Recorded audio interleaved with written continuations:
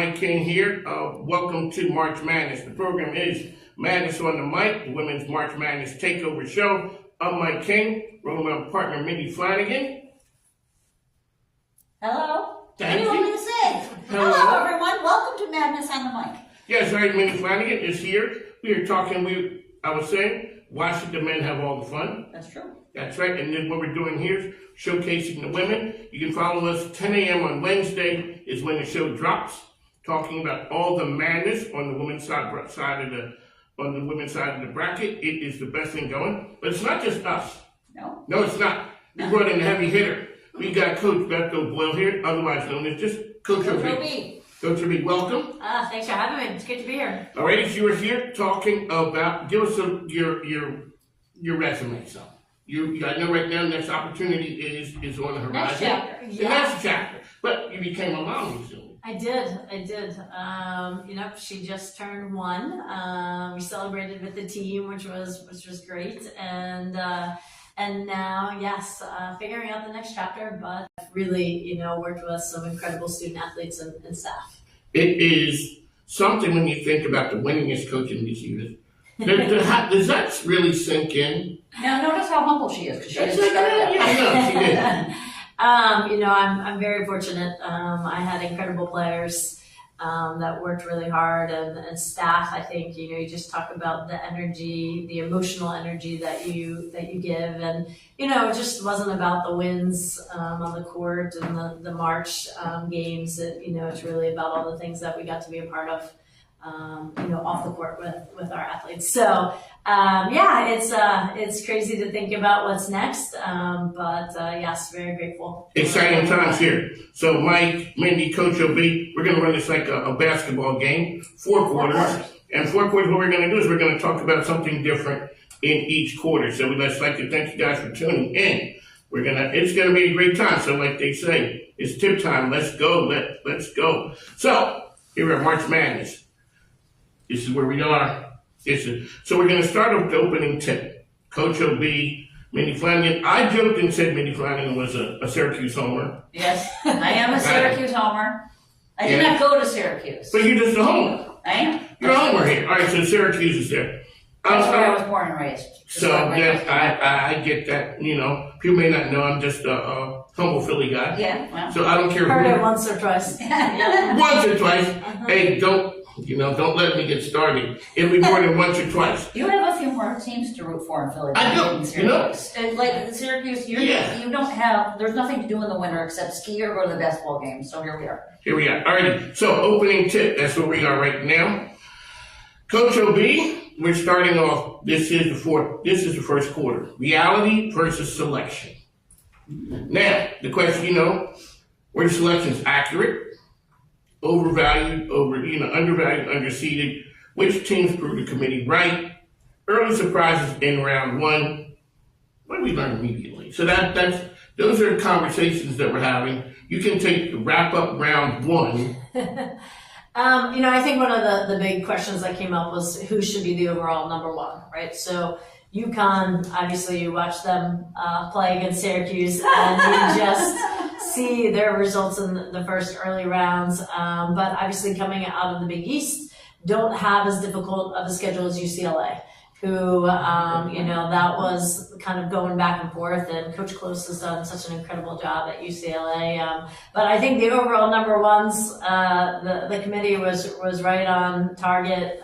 South Carolina, UCLA, UConn, and Texas. I think all 4 of them will get through. But I think to start us off, I think they did, a great job with picking the number 1s. Yeah, I would agree. Yeah. So what made me happy though when you see those number 1s is think about it. UConn has a men's team in the men's tournament. They're not seeded that high. Texas has a team in the tournament. They certainly aren't a 1 seed. So my takeaway in all of this early on is to see not only did they get the seeds right, but the women are getting to shine a little bit more than the men, even if they didn't make the tournament. Like Syracuse didn't even make the tournament, and the women did. So here we go, man. It's on the mic. Mike King, Mindy Flanagan, Coach O.B. here talking. So what was one game that stood out to you, Coach? I love. Round one. Yeah, I mean, I love what UVA has accomplished. 2 It's- overtimes. It's great. I mean, Iowa has such a great program as well. But to see them, I think it's since 2000. It's their first time in the Sweet 16 in over 25 years. So excited for Coach Max and everything that they've done. That's such a great story. It is something when you look at what people expect from a legacy or history. Even like in Iowa, you look at something, a great player comes, great player leaves, the program continues to roll on. At some point, it looks like maybe this isn't players, maybe this is coaching. I always think it's a combination of the two, but I think there's a great investment in their women's program. Obviously, a player like Caitlin Clark sent it to a whole different level, but Coach Jansen has continued with that tradition, and their fans and everything support them. They travel, they do great. So that was a big win. An exciting game, double overtime, some crazy plays, some crazy calls, all of it. You couldn't really predict who was going to win that. I think until really the final minutes, and like I said, I think that was one of the best games of the tournament so far. Was there a number 2 seed that really shined for you more than you thought they would? Like LSU? Oh, Kim Mulkey, right? LSU is LSU. I partly think they get the attention because she's just such a force. Yeah. I think they're just fun to watch. One of the ones that I'd like to see is what's going to happen with North Carolina. It's another young team. Same thing with Illinois last night. Obviously, they ran into the tough Vanderbilt, but Shauna Green, used to be at Dayton. We competed a lot against each other, and she went differently. She brought in freshmen and got them all the way that far with a young team, and where everybody else is going to the portal. I think Shauna has done an incredible job with helping them. And North Carolina, same thing. They're really young and playing poised right now. So Reminds me of and the Lainey Grant's a Richmond Oh, I kid. didn't know Yeah. And so to see her have such big plays down the stretch, I think was fun to see. I remember that early on in the men. Calipari for a long time was famous for the freshmen and a really strong freshman team, and then the one and go done. right on to the NBA. Yeah. There we go. Yeah. So this is Madness on the Mic. Mike King, Coach O.B., Minnie Flanagan here. Coach, really quickly as we wind down the first quarter, touch on the idea, like you said, a person takes a group of freshmen. These days, coaches are not putting their livelihood in the hands of freshmen. We're going to go get players who were established. Touch on what that means about whether one league gets a player and he leaves, you go to the next league. We just start dipping down, and that's the way things seem to be now. Yeah, I think it's really, you just talk about the changing dynamic or the landscape of college athletics just having such a different feel now. You're not seeing players stay for 4 years. Or that not loyalty, but it's hard. It really has becoming so much more of a business. And I think that's hard for fans. I think it's hard for the student athletes. I think it's hard on the coaches. But when you have the opportunity to get paid significant amount of money, I don't know that anybody at 18 and 19 would turn that down, or they should.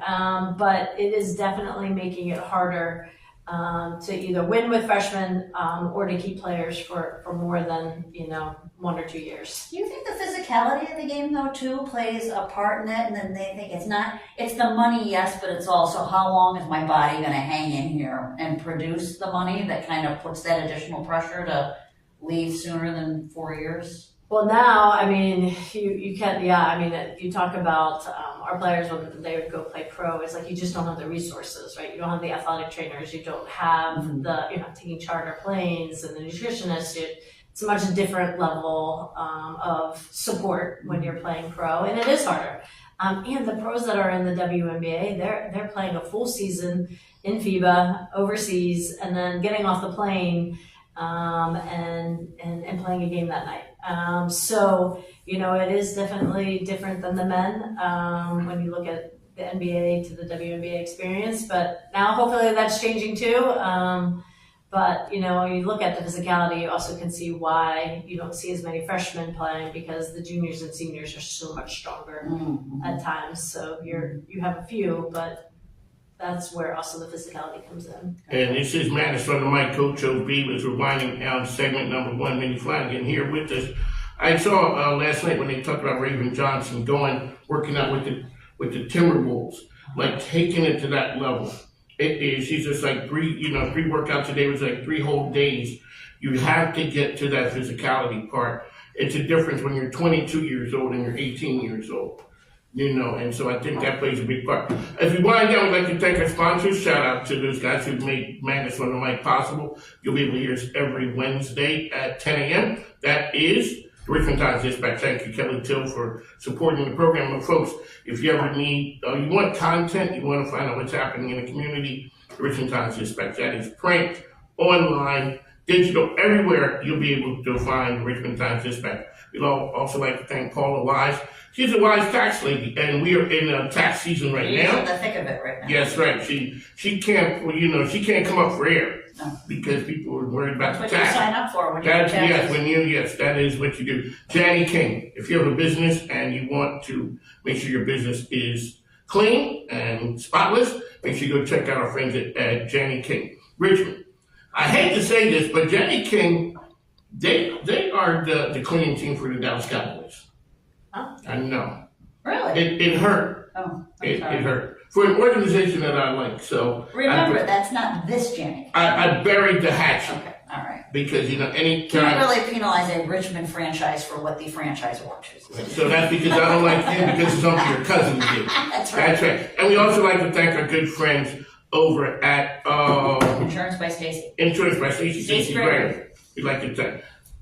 That's your. It's my Stacy Gregory lived 2 doors down from me. There you go. And then we both moved to different parts of Midlothian and somehow winded back connected to this guy. There you go. Yeah. On the mic, the program is Madness on the Mic. Minnie Flanagan, Coach O.B. We'd like to thank you. This is segment 1. Segment 1. It's not segment. It's quarter number 1. Quarter 1. It's like a basketball game. Yes. All right, folks, we gotta go. Thanks. Now, take care. So you can stop this one. Can you?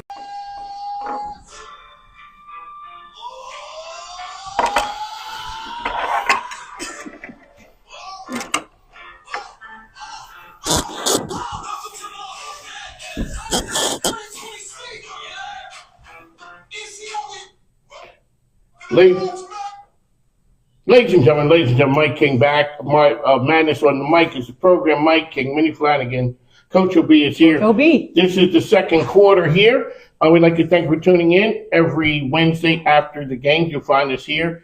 And we'll be on Instagram, Facebook, YouTube, and LinkedIn. That's where we are. And then for the championship game, we're taking it over to the Worldwide Brand. We'll be on ESPN Richmond, 106.1 Saturday at 6 a.m. following the weekend after the game. All right, quarter number 2. So now we went through the first quarter. We talked about coaching. We talked about certain games. Best game so far in the tournament that stand out to you, Coach? Wow. I did love the double overtime, obviously with UVA and Iowa State. And if you talk about or with Iowa, talk about a great performance there from Kamora Johnson, just making big plays down the stretch. Notre Dame's, got a really, really dynamic guard that I love. Helen Hidalgo was no joke. Her defense, her steals per game, she just has such an impact. And then that mid range for to have a pull up jumper like that is so exciting to watch. Now, when you have somebody like that on your team, are you strategic with when you apply full court press? I mean, if you've got that somebody that's that great at steals. Yeah, I think she just, you talk about just some players have a knack for rebounding or for touches on the ball, deflections, and she reads the offense so well. I think you just let her go. And it seems like that's what she's got a lot of freedom there. And she plays smart and understanding the fouls or when and that. And, I love the way that she really plays her on-ball defense is great. There you go. This is Madness on the Mic. Watch the guys have all the fun. This is the Women's Takeover Show. Coach, there's one picture that has come out of the first 2 the first 2 games. And it's with the coach talking very calmly to her player. Yeah. Just in the picture of the moment, it looks like the coach is bringing fire. But then you hear the player saying, I asked for this. I told her I'd like to be coached hard. It is not coaching one stop across the board, all players treat them the same. Talk about that from the coaching standpoint. The picture did. If picture's worth 1,000 words, that's 10,000 words right there. Oh, I'm sure the internet warriors had a lot to say. They did. Yeah. And when you see it at first, as a parent, it looks kind of weird. You know, it's just, but that's what coaches do. And maybe this is a sexist thing. Go ahead. Yeah, exactly. You know where I'm going. What's sexist? That the men can get fired up, but the women are supposed to stay prim and proper? Is that Well, the sexist I think that implication? where guys are just used to the coach barking at them, and the player is just standing there taking it. So wait, you want me to go further? So Gino's allowed to yell at the ladies, but when it comes to a female coach, they're not supposed to be yelling at the You know women? what? I asked. I mean, I hate to go down that rabbit hole, but And I looked at the coaches are like coaching women's for a man is different than coaching women. So what you could get away with, what another woman could get away with, a man has to sort of, modulate that a little bit. You can't do, but even like guys, you don't coach all guys the same way. Some guys can take it, some guys can't. But let's talk about the idea of that coach, that player, that picture. Yeah, I mean, I think there's, you talk about it, like what Mindy brought up, there's definitely the double standard of what men's coaches can do to how they can coach men's players. There's also, just a little bit of the stigma of how men's coaches who coach women can be even harder. And then when it's a woman, and it's whether the woman dealing with the officials, whether it's the woman dealing with the emotion of the game, or with her players, it seems that there's this very, very fine line of what is coaching hard, what is motivating, and what is over the line. And I think with Coach Freeze and referring to that, she has always had the reputation that she is a player's coach. And I think she knows her team and her players. And you're right, you're going to coach each of them differently. And you're not in practice, you're not in those meetings, you're not in that relationship. And you can see it by the way that the support came out from the student athlete, that this is, how I've asked to be coached. This is what I want. There's an intensity there. And yes, the picture says one thing. And it does look really, really intense and really close yes. and in the heat of the moment. And there's a lot, but I would say that there's probably 1,000 of those pictures on the men's side. And it's a fine line. It's can be really difficult for a women's coach to navigate. One of the things you just spoke on a minute ago, and we've had this conversation during our program, Mike and Mindy, which time did we step into it? when we talked about the student athlete part. Oh. So this right here, there's a lot of money flying all around. Players are going to game, teams are going across the country. But at the end of the day, they're still student athletes. That's right. Okay. Yeah. Maybe not to the point it Yeah, was I agree. a few years ago. Talk about how hard that is for the players. What you're asking 18, 19, 20-year-olds to do. You're in the moment, everyone's screaming, and then you're back on campus Yeah, I always was being a curious about regular that. person. Yeah. Yeah, Well, you're not, if you're winning in the tournament, you're not a regular. regular. Yeah. You ain't a regular person. Right? Believe me, if they had a good game over the weekend and they're back in class, people are noticing them when they're walking Yes. on campus. That is. I would say, and the one thing that you probably don't get enough attention is the amount of pressure they get from bookies and people in class God. that have to do with gambling. Really? Oh, it's unreal. I think last year it was $1 billion was bet on the A10 men's basketball for the year. $1 billion. That's just one That's what they conference. shared with us at the conference meetings. And you figure the A10 is not a Power 4 conference. You can just imagine the amount of money in the ACC or the SEC or the Big Ten. And then you look at football. So there's, yes, I think one of the things that's hard is yes, at schools too, that, you have Stanford flying across the country now, UCLA, all of these conferences have completely changed, honestly, because of football.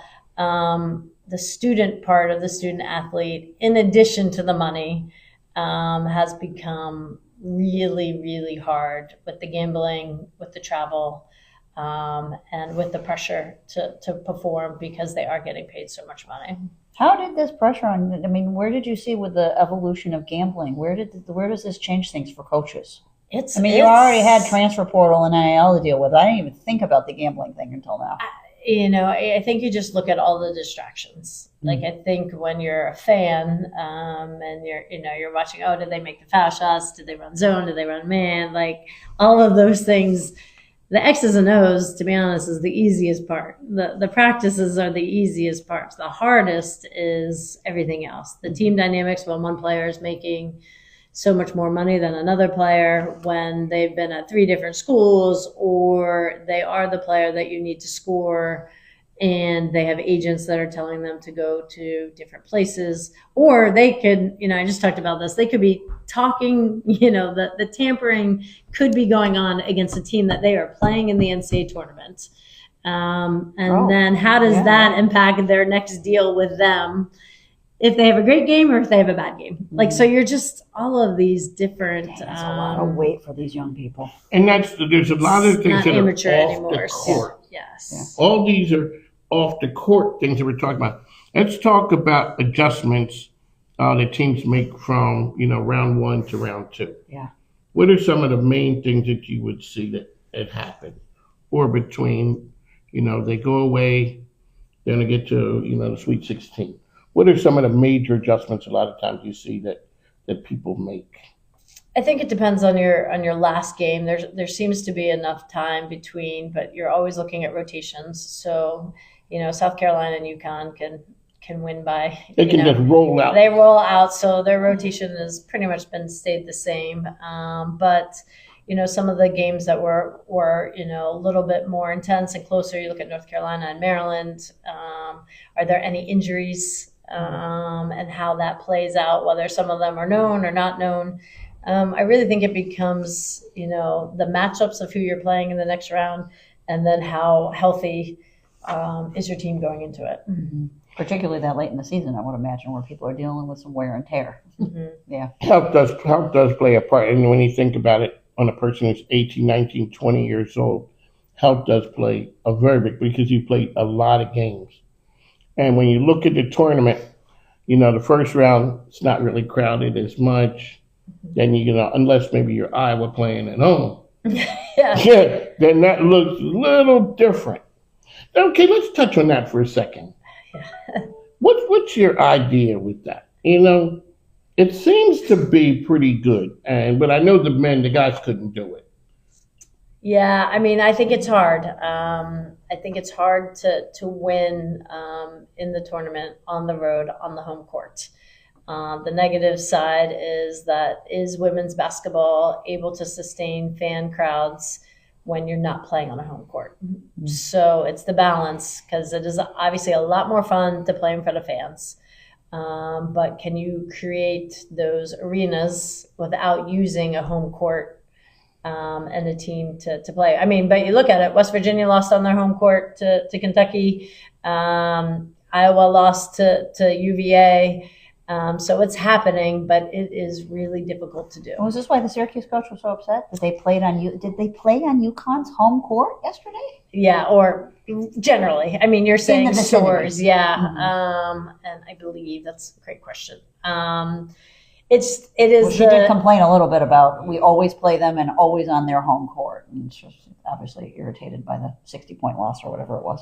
Yeah, that was a beatdown. Yeah, it was. It was a tough tough knew go. It was coming. It was a tough go. It was a tough start, you know. But it's really whether the big question is, can women's basketball sell tickets in neutral sites? Mm-hmm. And I think you'll see the change shortly. That it's something the NCAA looks at every year. But that's when you're talking about paying for the units, and now women's teams getting money for winning games in the NCAA tournament.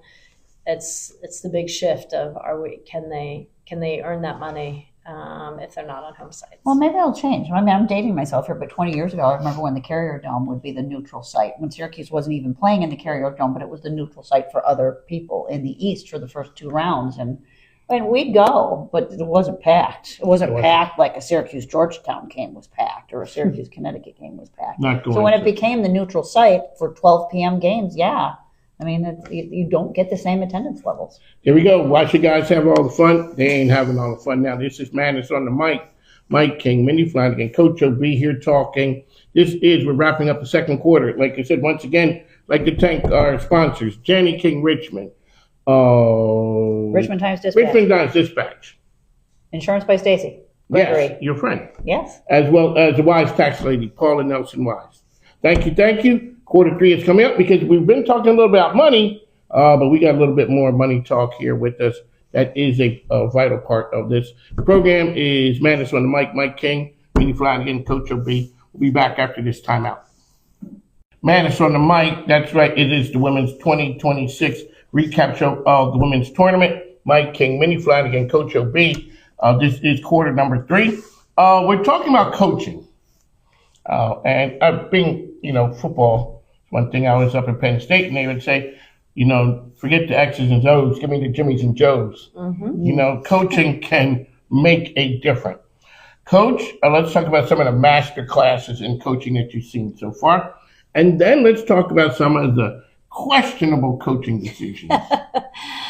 I think it's, it's always hard to judge coaches because you don't know You weren't in practice. You weren't in practice. You don't know all of the ins and outs. But I think right now, this is like the best time of the year. I think hearing the stories about the players and watching, the interactions with the coaches, and even, in defeat, when you see some of the seniors walking off and, I can't watch. That's a hard one. It's too hard. It's hard.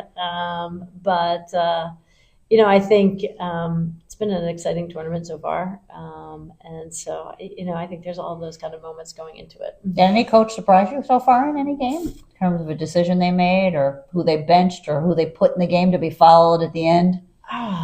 That's a great... I always wonder about that, the strategy behind who goes on the court when we know if it's a close game, the last minute is going to be foul shots. Yeah, I think watching some of I think one of the differences between the men and the women that's really exciting, and I'm surprised. Is the women make for their foul shots? Well, no, I think It's true. is the advanced rule. So in the women's game was. and the NBA and in FIBA, everybody does it except for the men's college game. And I think it just makes it so much more exciting. Now, you've seen some crazy shots on the men's side, too, that, the 3-quarter shots that have, almost gone in that have done it. But, I think you get to really see some really great X's and O's and execution with teams, that really. But is that make thought the out, the difference. strategy? Like at the beginning of the game, you talk to the assistants, you're like, hey, if it's, we're down by anywhere from 2 to 5 at the end, these are the Yeah. players that have to be on the court then. Yeah, I think there's the players and what sets are you running, Mhm. who you're running for, what does that look like, if you need a 2, if you need a 3, if they're in man or if they're in zone. That's usually predetermined, and you have your group of plays that you want to do. And then also from a defensive standpoint, are you going to trap the ball screens? Are you going to, I think probably one of the, obviously is when you look at the North Carolina VCU men's game, I'm sure Coach Davis on some of the thoughts to try to take away some of the scoring that was going on there from Nick and didn't trap him. That seems to be what a lot of people are questioning, but I think it's so hard. You don't know what's going on in those moments. Well, and do you think that's the reason that Coach Davis is having a talking to? No, I mean, I think it's a combination. That was Yeah. just something that the light was on. There may have been questionable calls and strategies before, but then all of a sudden, That is a tough fan base. that is a tough fan base, and it's up. The light is on, everyone's shining, and every call is dissected, every move, and people say that's what you get paid the big bucks for. But still, it is your judgment at that moment is being questioned. And, a lot of times you could be making one decision and that's just not what your players do on the court at that moment. They get caught up or they do that. I think it's hard. I think when you're saying that, I think there's just really high expectations for North Carolina, and that's where they're at. Particularly when Duke is the number 1 seed. No one has patience for that around there. Those North Carolina fans are not liking that at all. Yeah, it's hard. So I feel for all of them. It's always when there's a coaching change, it's tough, and also when you don't live up to probably what he wanted to do and his expectations as well. I know that it's a tough spot to be in. Really quickly, when we talk about coaching, there are the coaches at the very, very top. Where it's South Carolina's there. You'll get Gino and UConn. There, Kim Mulkey's there. How do at what level are you just one of the good ones till you start getting? Is it in the past, Pat Summitt was it. Oh, there was nobody else. Yeah. And then Gino comes. Yeah. And now now Dawn Staley and Mulkey are there. Who's that next level of coaches on the women's side who are ready to take that next step? And is it only about championships to get you in that club? That's a really great question. I think Corey Close at UCLA has done an incredible job of building that program, and I think it's about sustaining it. I think it's really hard to keep it at the level of a Gino, a Dawn. They've maintained it for so long. You look at what Shea Ralph has done at Vanderbilt. They've been not successful in so many years, and now, they were, I don't know how many, what were they, 22-0 or something like that. They were crazy going into the season with how many wins, and what she's done there.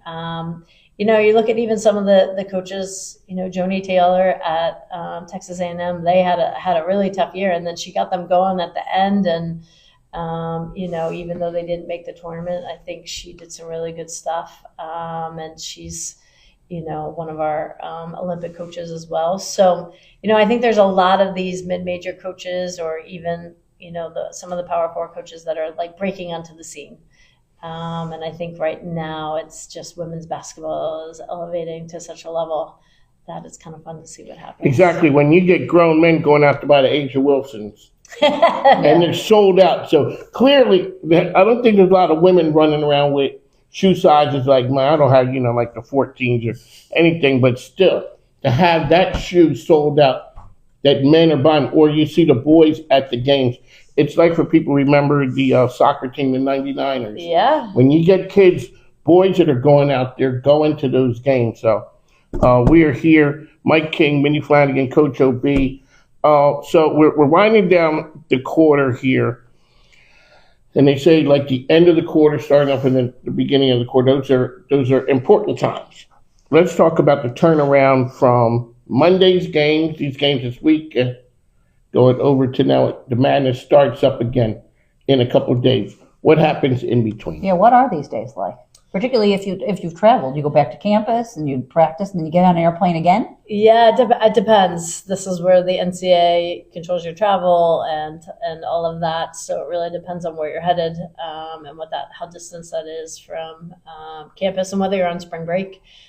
Sometimes that falls nicely into some of the plans, but it's usually just, recovery and preparation. I would say is that you want to get everyone as recovered as possible, eating, sleeping, rest. Are they going to class or not when the adrenaline's running from the tournament? I think it all depends on their majors, their classes that they're in, how they've used their absences already, and probably depending on what university they're at. Some of them might have online, which kind of can help with that. And it's also winding down to the end of the semester. Mm-hmm. So professors are a little bit different because they're getting ready for exams. So it really, I would say, is individual based on that. But some of them definitely do, for sure. But then it's really prep on, okay, it's just one game, survive in advance. Let's get ready for our next opponent. I was wondering how many quarters we'd go through before we heard survive in advance. Right. Well, it doesn't matter whether we win by 60 or by 1. A win's a win. We A win's a advance. win. All right, the coach is here with us, dropping nuggets of knowledge. This is Madness on the mic. Mike King, Coach O'Boyle here. Minnie Flanagan. We are here winding down. We're getting ready to do the fourth quarter. That is the Money Time Madness on the Mic is a program. 10 a.m. Wednesdays is when it drops online here. So we'll be back in just a moment with fourth quarter. 3, 2, 1, go. Ladies and gentlemen, welcome back. Fourth quarter, Mike King, Minnie Flanagan, Coach OB. The program is Madness on the Mic. This is the 2026 recap show of the women's tournament. Women are having the fun. They got the games. We're here shining a light on it. Coach, let's talk about the biggest matchups coming up for this week going forward. Oh gosh. Anything jump out at you? There's got to be one game where you're like, this is the game I am going to be in front of the television for. Way to put me on the spot. I don't know. Minnie, Can anyone take down any of these number ones? I don't know. I mean, LSU's probably got the best chance Of going home? of knocking somebody off. I think who can come out of the region with Texas? Could there be a surprise there? I don't think UConn, South Carolina, and I'm going to go with I don't think UCLA loses. I think those three are all headed to the Final Okay, Four. all right, good to know. And like you said, we're going back to quarter one. You said all the number ones look good to you. That's who I picked. You did not go out on a limb. I did So not. that's what was You're not interesting. doing When it I- dangerous. When I did my two brackets, I had far more confidence in the women's side number ones than I did in the 4 picks on the men's side. I really did. I just think they're those 4 number ones are elite Are teams. tough. That is something when you look when they're putting a beat down on people, 50, 60 points. And they can run up points in a hurry too. Any of those programs. So wait, who does UVA play next? I should know this. My bracket's over there. I can go get it.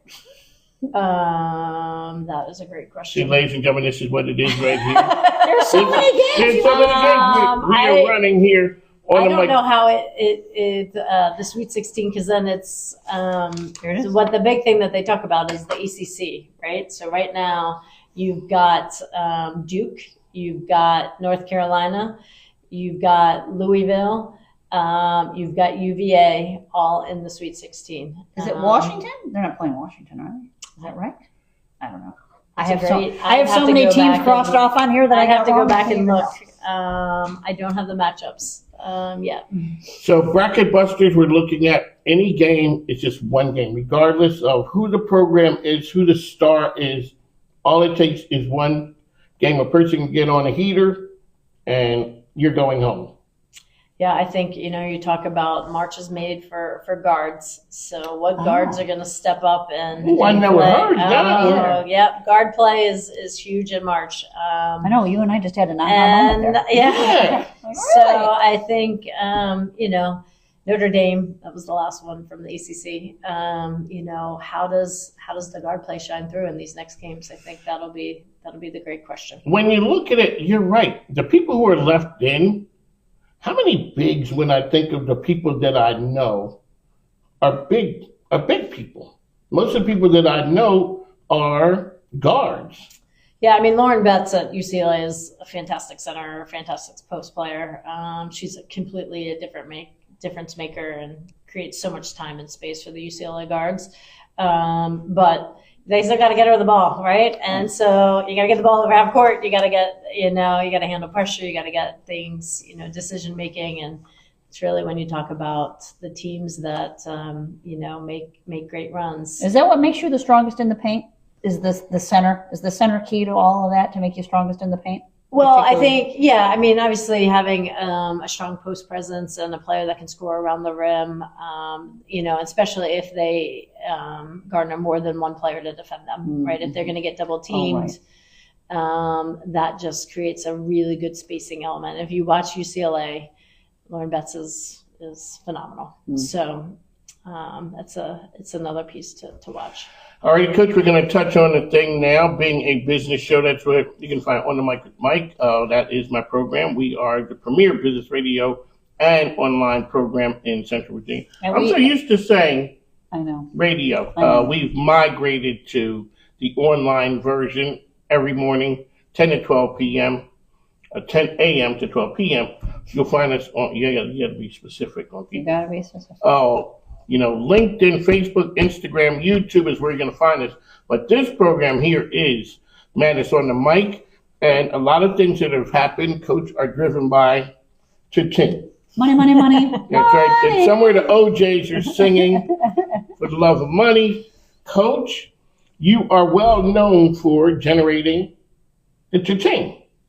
We've had some good times at your support her games. They were classic. They were good. You packed the stew. She could be queen of the Capitol, right? That is true. So now let's talk about. So you're doing the LeBron thing. You're taking your talents to the Final Four. I mean, it's one of the things that's really great about the Final Four. It's also the Women's Coaches Association convention. Oh. So all the coaches, Everybody's there. It's So wait a really, minute. We take the coaches that are getting ready for the Final Four and put them in a room for a convention at the same time? Those Or are four these the coaches that are not playing? Yeah, those four Gotcha. coaches. So those four. And not you're there. busy. We're working, Everybody else is there. is doing professional development. Okay. Good to and know. doing round I didn't even know. tables and on the court, and it's WNBA coaches, it's college coaches, it's high school coaches. You're looking at all aspects of the game. Whether it's X's and O's or, like you said, the big piece right now is how do you raise money, and how do you whether that support is coming from your university, whether that's coming from your donors. How do you create more revenue, because it has such an impact on the success of your season. Is donors the nicer way of what we used to call boosters, or is that a different thing? Yeah, it is. I think same kind of concept. Same concept. With us, with the Support Her game, one of the things that we really tried to really look at is all of the successful women in Richmond and the businesses that they are a part of, and how do you not only try to get some more financial support, but also how do you tap into their expertise and create our avenues for internships and mentorship, and so that was all tied into the Support Her, our Hoops to Heels, our guest coaches program. That's right. I've seen Rogue do the. Yeah, Hoops she to did. Heels. She did both of it for us, and Synergy was a huge title sponsor for the women's team, and it was great. And how do you build those relationships so that it's not just just people writing checks. You don't want it to be just about that. It is opening opportunities for your coaches, everyone who's involved with the game. Well, these are exciting times. March Madness is here. The guys are not having all the fun. We're here. This is the wrap-up show.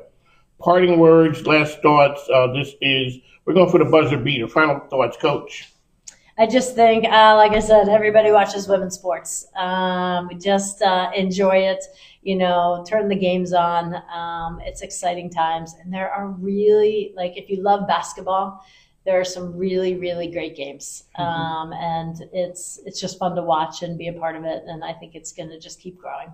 There you go, Mindy Flanagan. Final thoughts. Nothing but love for women's basketball right now, but in particular, just like on the men's side, you watch these ladies, young, as we've discussed, pour their hearts into this. And it's hard not to fall in love with their tenacity and their resilience and watch their skills develop so much under pressure in a very short period of time. So, love it. Mike King here. My final thought is, I hate to be the old man. Get off my lawn. But it is just something when you see a player go to college and stay for 4 years. And they leave different than they came. You see they develop, they had a relationship. Or you don't like the one and done. That's your point. You don't love the one and done. Okay, the one and done, I guess. But when you're one and done, I go from here to there. It's like a person leaving the Eagles and going to Oh, the you're talking Cowboys. about go with a portal off. Yeah, it's like 2 or 3 or 4 different places. There's something about a coach developing a player developing a relationship with the university. But I know those days are gone. They're gone. They're gone. I'll tie that Mike. back. They're I'll gone. I'll tie that back to business and say, think of you as a business owner trying to really build an excellent culture where people want to stay, but they're delivering great outcomes. That's where I have empathy work for coaches. You got to reinvent the culture every single year. It's just not the same as it was. Maybe that's why Nick Saban looked down and said, "You know what, folks? I'm going home. Peace out. I'm going home to Miss Terry." Because you know why? The coach does not hold all of the authority anymore. So I think that was something where people are questioning that coach. He thought maybe it's time for me to go home. Mike, this is not a romantic world. People are not coming at 18 and leaving at 22. The program is March Madness on the mic. We'd like to thank Coach O.B. here for the program, bring her insights. Mindy Flanagan, she is my favorite HR person. Who loves sports. Who loves sports, yes. Except baseball. Now, Sorry. so people don't understand, but before basketball got cool, Yeah. before baseball was it. Yeah. I love baseball. But, I understand it. We need pace here, people. Pace. Pace. It's American pastime, man. All right, so on the mic, Mike, we'd like to thank you for tuning in. And we'd like to thank our sponsors one last time. It is Richmond Times Dispatch. Shout out to Kelly Till and Ken over there. We'd like to thank them for sponsoring Jenny King Richmond. If you have a business, make sure they'll help you keep it clean. Paula Wise, she is the Wise Tax Lady, as well as Stacey Gregory. I'd like to thank you. On the mic, Mike, 10 a.m. Wednesdays is when this drops. Facebook, LinkedIn, Instagram, YouTube, and then Saturday, 6 a.m. ESPN Richmond. Thanks, folks. Take care.